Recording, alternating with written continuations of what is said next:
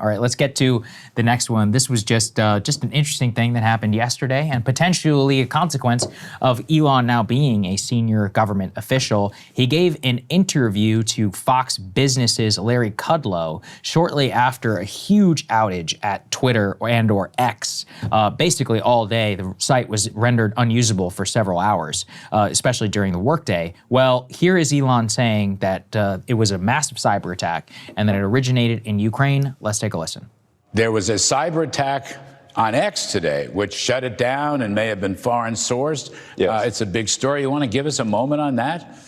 Well, we're not sure exactly what happened, but there was a massive cyber attack to try to bring down the X system with IP addresses originating in the Ukraine area.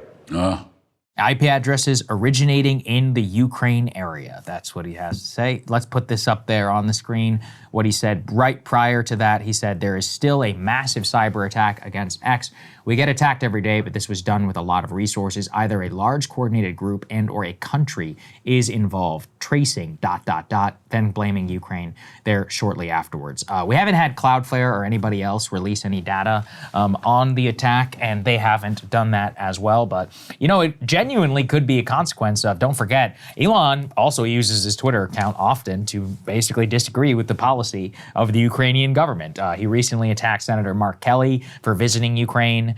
He has been talking about Ukraine corruption and or, pushing for a peace deal now for quite some time. He got into a huge spat with the Polish foreign minister over Starlink and the payment for that system that's being used in Ukraine right now. So he's no great friend to Ukraine. I mean, I think that's fine. But also, don't forget, their own cyber, unit inside of their agency is trained by the best and brightest of the United States of America. So I wouldn't put it past them necessarily, although we don't yet have any proof. It would make sense. I mean, it could also be a series of other, foreign actors and or even criminals, right? Because if you want, this is what Russia and China do very often. They won't have their direct intelligence agents actually do the hacking. They'll outsource it to some criminal element, which will also get a financial benefit for doing so and or state sponsorship, or at the very least, looking the other way. So we don't know. Ukraine's always been a nexus for cybercrime for the last 25 years. So it wouldn't also be, it's not out of the question that it's also a non-governmental actor, although I don't think so. If it is Ukraine. I don't know. It could also be bad service. Who knows? That's the problem with Elon. We have no idea. True. That is all totally accurate.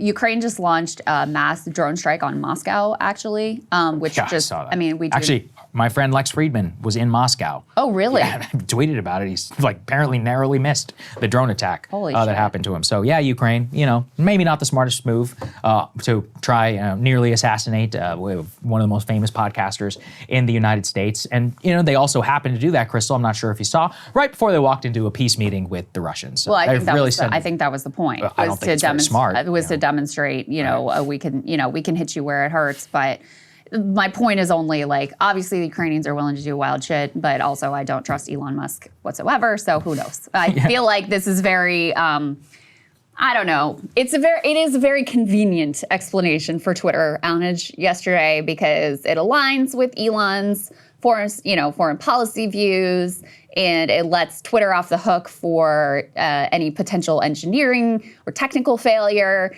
So maybe, but also I don't know.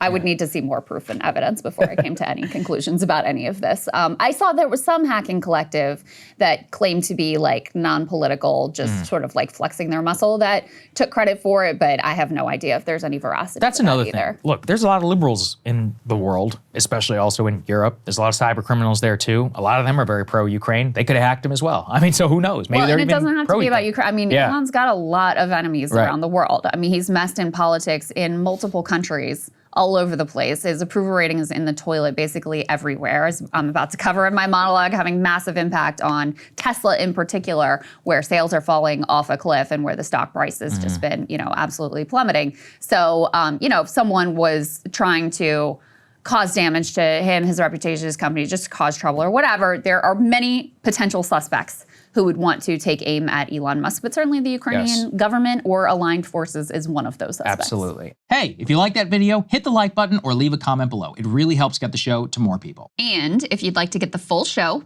ad-free and in your inbox every morning, you can sign up at breakingpoints.com. That's right. Get the full show, help support the future of independent media at breakingpoints.com.